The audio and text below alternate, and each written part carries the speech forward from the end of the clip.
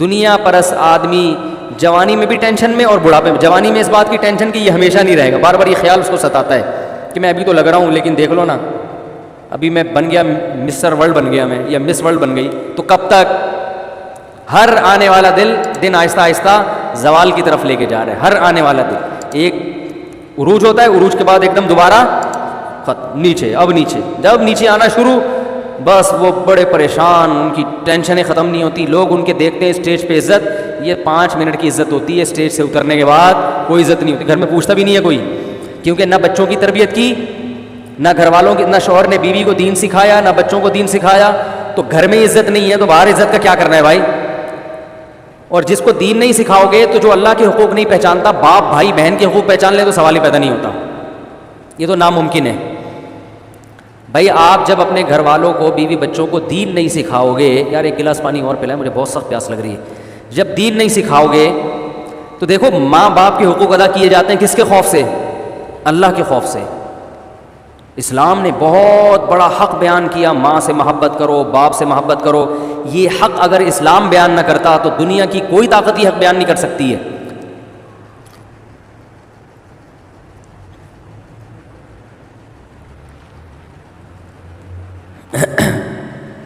دنیا کی کوئی طاقت نہیں بیان کرتی. میرے پاس آتے ہیں نا کچھ غیر مسلم بھی مسلمان ہوتے ہیں, اسلام قبول کرتے ہیں, تو میں ان سے پوچھتا ہوں گھروں کے حالات کیا ہیں, ابا کی کتنی مانی جاتی ہے, اماں کی کتنی مانی جاتی ہے, بہن بھائیوں کا کیا حساب ہے. بہت ڈینجرس حالات ہیں. میں کہتا ہوں تم لوگ تو جہنم میں رہ رہے ہو, گھر کے اندر محبتیں نہیں ہیں. باپ کو اپنی اولاد پر اطمینان نہیں ہے کہ یہ میری پورے طور پر خدمت کرے گا, میری اطاعت. وہ کہتے ہوئے ڈرتا ہے بیٹے کو کہ میں نے کہہ دیا تو پتہ نہیں غصہ نہ آ جائے اس کو, پتہ نہیں مانے گا کہ نہیں مانے گا. اسلام نے کتنا بڑا حق بیان کیا کہ نماز میں اگر پکاریں تو نماز توڑ کے ان کی پکار کا جواب دو. تو کوئی طاقت ہے نہیں کوئی جو آپ کو ایک دوسرے کے حقوق ادا کرنے پر آمادہ کرے, کوئی ہے نہیں. دل بڑا کرنا بہت مشکل ہے. صحابہ کرام دیکھو, پہلے جب تک اسلام نہیں تھا تو کسی نے, گھوڑے نے پانی پہلے پلا دیا نا اپنے گھوڑے کو, تو اس پہ لڑائی شروع, تم نے پہلے پانی کیوں پلایا, پھڈا شروع. اونٹ نے پہلے پانی پی لیا تو تم نے کیوں پیا, تمہارے اونٹ نے کیوں پیا, جب میں ہوں تو میرا اونٹ پہلے پیا. اس پہ لڑائی شروع, پھڈے بازی, قبائلی جنگ, قتل و غارت, یہ ہوتا تھا. لیکن یہ وہی صحابہ جو بیٹیوں کو زندہ دفن کر دیا کرتے تھے, جب اللہ پر ایمان لائے ہیں, پتہ چل گیا بھائی ہمیں اللہ نے پیدا کیا ہے, وہ ہمیں کھلاتا ہے, وہ ہمیں پلاتا ہے, وہ ہم سے حساب و کتاب لے گا. یہی صحابہ ہیں کہ جب اللہ ان کی سمجھ میں آیا ہے تو جنگ میں زخمی پڑے ہوئے ہیں, ایک پانی مانگتے ہیں تو کہتے ہیں بھائی, جب ان کے پاس پانی لے کے پہنچے دوسری طرف سے آواز آئی پانی, کہتے ہیں پہلے ان کو مجھے بعد میں. دوسری طرف گئے, انہوں نے کہا پہلے ان کو. سب شہید ہو گئے لیکن پہلے وہ. یہ وہی صحابہ ہیں, یہ وہی حضرت عمر ہیں جو زمانۂ جاہلیت میں بڑے ظالم سمجھے جاتے تھے, بڑے سخت, مگر اسلام لانے کے بعد جب حکومت ہاتھ میں آتی ہے, 22 لاکھ مربع میل کے حاکم بنتے ہیں, تو بوری پہ راشن ڈال کے گلیوں میں گشت کر رہے ہیں کہ کوئی بھوکا سو گیا تو قیامت کے دن میرا گریبان نہ پکڑا جائے گا. ان کو پتہ ہے کہ مجھے اللہ نے پیدا کیا تو اللہ مجھ سے اس بارے میں حساب لے گا.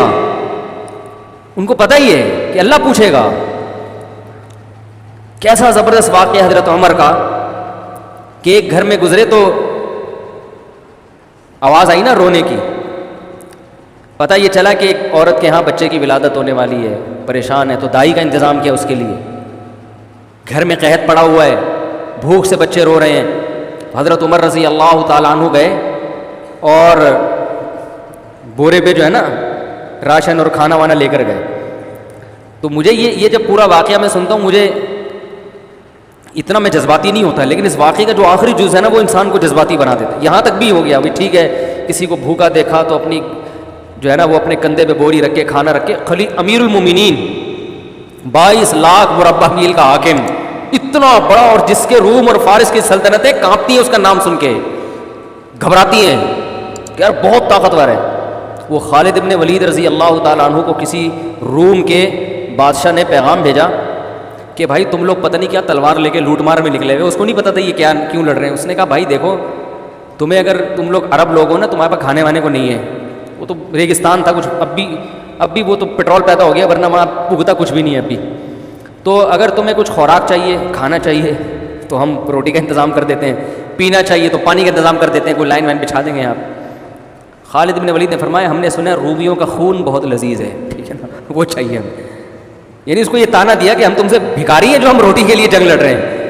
روٹی کا وعدہ اللہ نے کیا وہ پورا کر دے گا. ابھی تو ہمارا ویژن ہی چینج ہو گیا, روٹی پانی ہمارے مسائل رہے نہیں ہیں. اور آج قوم کا مسئلہ دیکھو, روٹی پانی گیس بجلی, یہ بھی مسائل ہے. سب سے بڑا مسئلہ تو بھائی جس کلمے کے نام پہ یہ ملک بنا تھا اس کے لیے تو آواز اٹھانا بھی چھوڑ دیا لوگوں نے.